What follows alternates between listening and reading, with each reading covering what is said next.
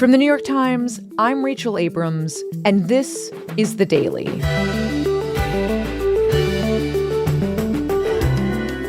Over the weekend, the United States military pulled off a stunning rescue behind enemy lines in Iran. The mission to save an injured airman was as complicated as it was daring. Today, my colleague Eric Schmitt explains how the U.S. pulled it off and why this victory may be short-lived. It's Tuesday, April 7th.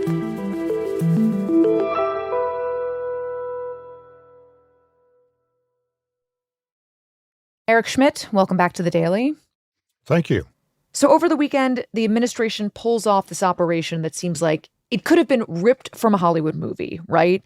And we're going to get to the details of it. But before we do, Eric, just set the stage for us and tell us what was happening in the war in the days leading up to this rescue mission. Sure. So by Friday, it was the end of the fifth week of the air campaign that Israel and the United States was waging against Iran. In retaliation, Iran had closed the Strait of Hormuz. That sent gasoline prices here in the U.S. skyrocketing and economic reverberations across the globe. And in the polls, the war was also unpopular, but the administration was trying to sell the point that they were winning. This was a successful military campaign, and that the United States had actually achieved air dominance over Iran. Meaning that they controlled the airspace over Iran. That's what our military was saying. That's right. And then early Friday, we got the news that an American warplane had actually been shot down over Iran, the first time that had happened in the war. Mm-hmm. And so this was a real jolt that, wait a minute, we've been hearing from the administration that the United States has such control over the skies that they can fly just about any mission. And suddenly we hear about this F-15E Strike Eagle plane getting shot down. And what was the plane doing in Iranian airspace to begin with? So we don't know exactly what its mission was, but most likely it was carrying out a mission to strike one of these many military targets. It's a heavy-duty bomber, drops bombs 2,000 pounds or more on targets. And so it's been one of the real workhorses of this campaign. And who was in the plane, Eric? So the F-15E is a two-seat plane. You have a pilot in the front, and then the officer behind him is called a weapons systems officer. These are both Air Force pilots, fairly experienced. So early Friday morning over Iran, this F-15E gets hit, and they immediately eject from the plane. The first thing that happens in an ejection is the canopy of their plane pops off. They then eject one after the other, but it's a few seconds apart. So when they parachute down, they could be miles apart. They don't land in necessarily the same place. The winds could be different. There's all sorts of variables that make it difficult to determine exactly where they land. So once this happens, the military is immediately alerted that there's a problem on the ground, and they go into search and rescue mode. Now, these aviators are wearing special vests in their flight suits that have communications on them. They have a special beacon they can use to signal their location. And within about 6 hours, the pilot is scooped up, by search and rescue teams. He came under fire, but they were able to get him out of Iranian territory and back to Kuwait. And the other guy, though, at this point, what does the military know about him? So the problem with the weapons systems officer was hours went by and they had no contact with him. So they don't know if he's injured. They don't know if he's dead. They don't know that he's captured. They don't know anything. Exactly. And they're worried about that. But this is how pilots are trained. They want to get to someplace safe and someplace where they can communicate their position without being detected. What we now know is that he climbed this 7,000-foot ridgeline, even though he's injured. 7,000 feet? Yeah. He's scrambling up, this rugged mountain space, and this is in southwestern Iran. Again, it's now in daytime, and he is scrambling up, but he's also conscious that he doesn't want to be seen or detected. So he eventually makes it up to the top. Even though he's kind of bloodied and injured, he makes it up to the top of this ridgeline. He finds a crevice to hide in. Wow. So meanwhile, the military still doesn't know where he is, and they enlist the CIA to help them. The CIA has all sorts of super-duper technology, including some, it seems to be possibly very secret surveillance drones that would help them locate the aviator where he may be. And sure enough, they do. And they pass along that location to the Pentagon. At right about the same time, the aviator who's been in his mountain hideout, he surfaces to communicate on his beacon. Think of it as a super-duper beeper that'll communicate a signal, an encrypted signal, to the Americans looking for him.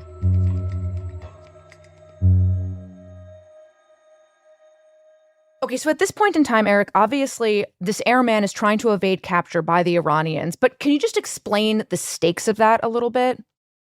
So the stakes are huge for both sides. For the U.S., they're following through on their credo to leave no service member behind, and they'll basically pull out all the stops to do it.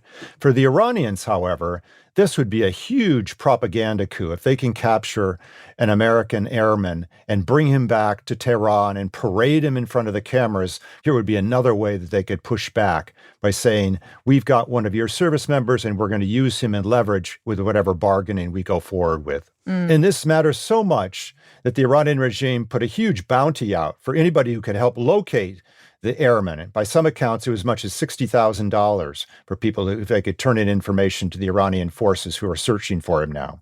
So it basically sounds like this is a race against time at this point. The airman knows that he has to evade capture. The Iranians know that the U.S. is probably looking for him. And the U.S. probably knows that the Iranians are trying to grab him, right?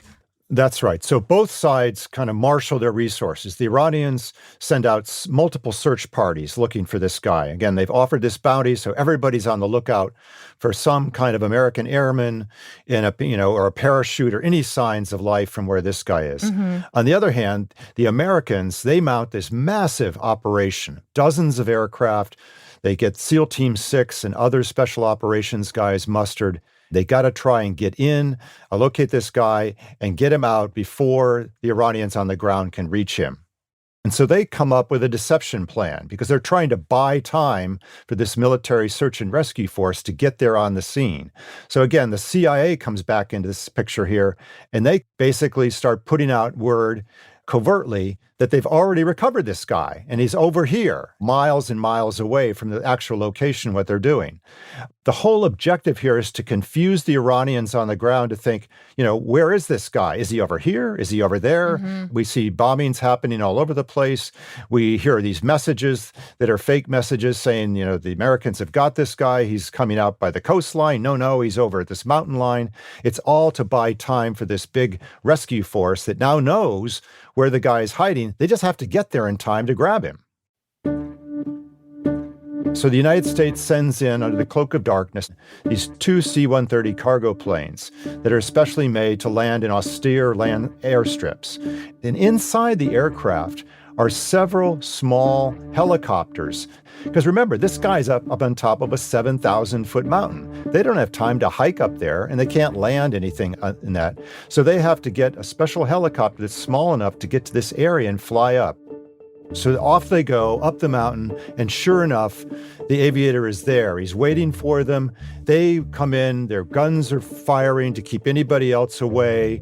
They pick him up, and it looks like this amazing drama that's now gone on for over 24 hours may finally be over. I'm actually getting texts from sources saying, we've got him, he's safe, he's recovered, and we're about to publish our story when somebody else says, whoa, wait a minute, there's a problem, there's a serious problem.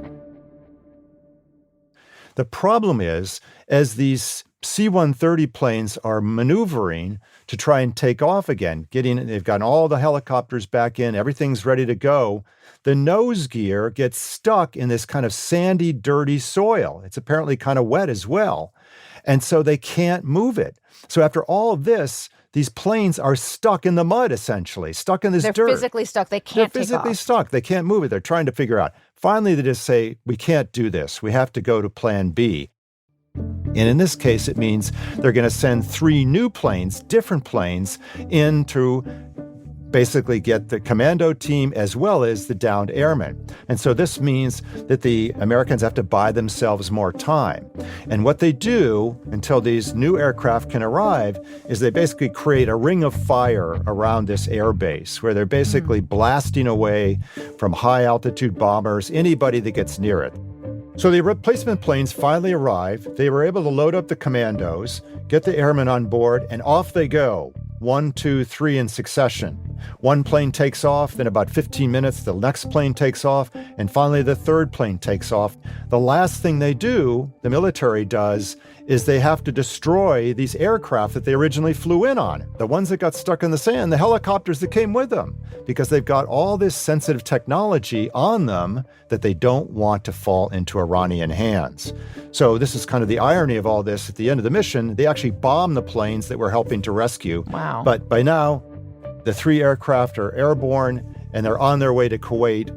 The airman is being treated aboard, and soon he and the pilot, who they've obviously been treating, will be on flights to Germany in a medical hospital there.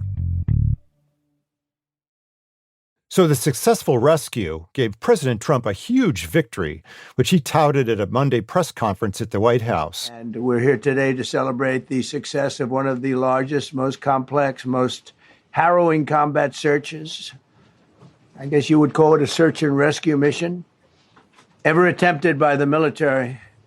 Where he praised the military, he praised the CIA. So in a breathtaking show of skill and precision, lethality and force, America's military descended on the area.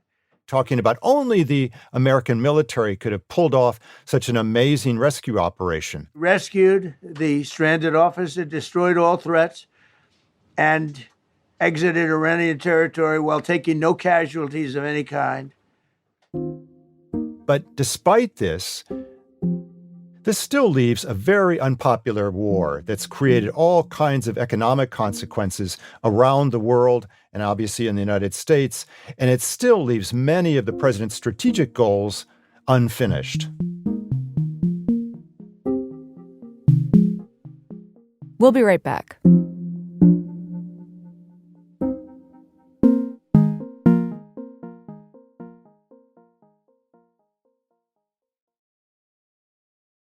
So, Eric, the United States and the Trump administration are obviously touting this rescue operation as a huge victory. How are the Iranians viewing it? Well, the Iranians are also touting it as a big victory, for different reasons, of course. They were successful in shooting down the first American combat plane, no doubt about that.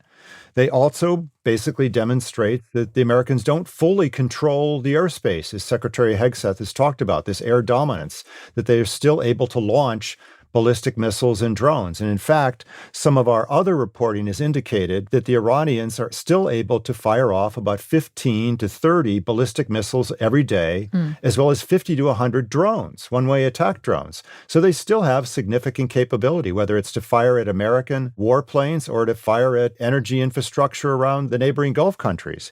It's still a significant problem, and thus it shows the Iranians still have some will to fight and some capability to fight. Given all of that, what does it tell us about what the United States has actually accomplished in the war? Because right now, this is week 6, and I bet that a lot of people had either assumed or understood that the United States had destroyed a lot of Iran's military capabilities that, as you've said, seem to be working to some extent. That's right. So you've got a military campaign that by many measurements is actually succeeding. The United States military, along with Israel, has been able to destroy or degrade much of Iran's missile program, much, if not most, of its drone program, its Navy, and its Air Force. But two things can be true here. You can still have a resilient Iranian military that's able to pop off missiles and drone when it wants, at the same time where the American military has badly degraded what the regime can do long term. But the political goals, the political and strategic goals, are not necessarily on track. The president has given contradictory explanations as to what his end game really is here. And at his news conference, even as he was touting the success of this rescue mission, he angrily lashed out and threatened the Iranians to basically say the entire country can be taken out in one night, and that night might be tomorrow night, basically threatening to bomb bridges and power plants and, who knows what else if they don't come to the bargaining table and have a resolution to this by sometime on Tuesday night. That is such an existential threat that he is making. I feel like this rescue mission, this victory that he just had, has almost emboldened him in some way, just listening to some of these threats. Well, it's interesting because a lot of us thought that it would actually chasten him. It would kind of show him the risks of this kind of military operation when so much of the success of it hinged on the rescue or not of this one airman. But I think you're right, Rachel, that he has basically taken this and said, you know what? This amazing American military machine that I have, they can do just about anything. And I'm going to take this rescue operation and I'm going to double down now. And I'm going to increase the threats and use this bombing power that I have to go after this infrastructure that supports not just the military, but millions of civilians across this country. These power plants, for instance, are used both by the military as well as just regular civilians. And many legal experts say this would be unlawful. This would be against international law to carry out these kind of strikes. Before this plane went down, Eric, on Friday, and this rescue mission happened, so much of the reporting on the war focused on whether there could be some kind of an off-ramp. And I wonder if both the United States and Iran are claiming victory right now after this rescue mission. Isn't that some path to an off-ramp?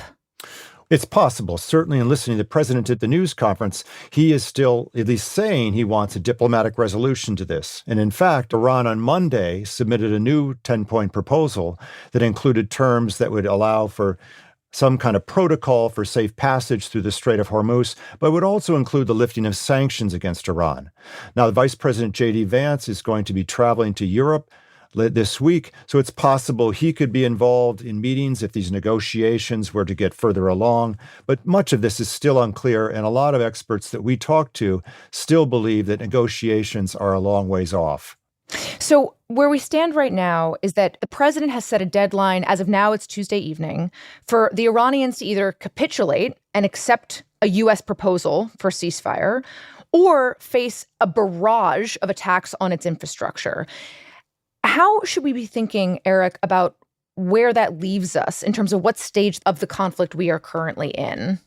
Well, I think if we were to be hopeful, we could say maybe we're on the brink of some kind of resolution where both sides could try and claim something out of this. But I think we're still a long ways away on some of these key issues. And the president seems to be moving in the direction of escalation, of threatening more bombing, even if it takes days or weeks.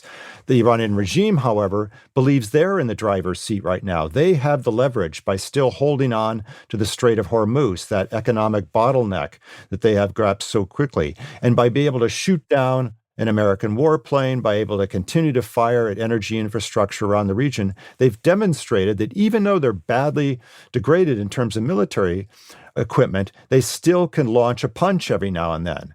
And so I think both sides are hardening their positions at a time when at least the public rhetoric is to try and find an off-ramp. This rescue operation, as we have described it, could not have been more cinematic. And also, it is coming at a time when the administration is really struggling, I think, to sell this war to an American public that is looking at the gas pump and seeing prices go up and up and up and wondering, why are we doing this? And so it feels like you could not have handed the White House a better narrative than this one, this unbelievably heroic story that shows American military might, ingenuity, bravery, that, as we said, could have been ripped from a movie. I think that's right. And I think the White House and the Pentagon are going to try and milk this for as long as they can. The success of this operation is cinematic, and the rescue of an American airman are dramatic. But in the end, look at what you're left with. You're still left with the Straits of Hormuz closed, economic hardship throughout. You're still left with a hardline government that thinks it's winning, not losing. And you're still left with this fundamental problem of how do you deal with this nearly 1,000 pounds of highly enriched uranium that's buried deep underneath the Isfahan site. And what do you do with that? The president said on Monday that that is still his main goal, is to prevent Iran from obtaining a nuclear weapon. But he has not laid out any of the objectives on how you do that. So even with the military success overall, and even with this very successful rescue of these two airmen on Friday, the administration is still left with a lot of really difficult problems to address.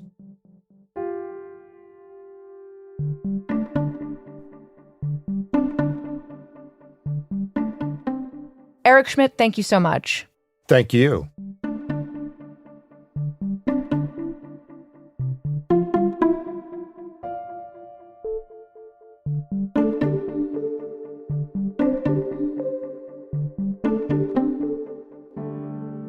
We'll be right back.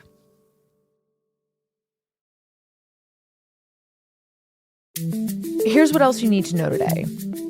4 astronauts on the Artemis II spacecraft made history on Monday afternoon when they officially reached the farthest distance from Earth that human beings have ever traveled. The astronauts passed 248,655 miles, the record set by the Apollo 13 mission in 1970. And they passed behind the far side of the moon, seeing parts of it never before observed with human eyes. And welcome to Today on this Monday morning. We are so glad you started your week with us, and it is good to be home. Yes, it is good to have you back at home. Savannah Guthrie returned to the Today Show for the first time since the disappearance of her mother, Nancy, in February. Guthrie did not make explicit references to her mother, who police believe was kidnapped from her home. But she became emotional when she greeted fans who waited for her outside of Rockefeller Center. These signs are so beautiful. You guys have been so beautiful. I've received so many letters, so much kindness to me and my whole family, and we feel it. And we feel your prayers, so thank you so much.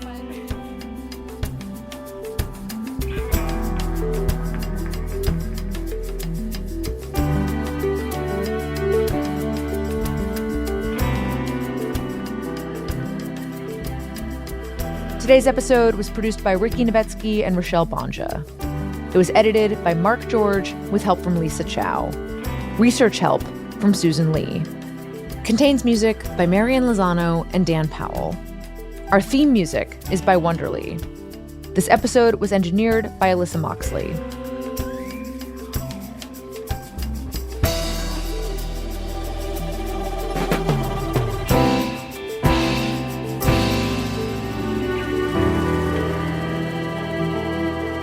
That's it for The Daily. I'm Rachel Abrams. See you tomorrow.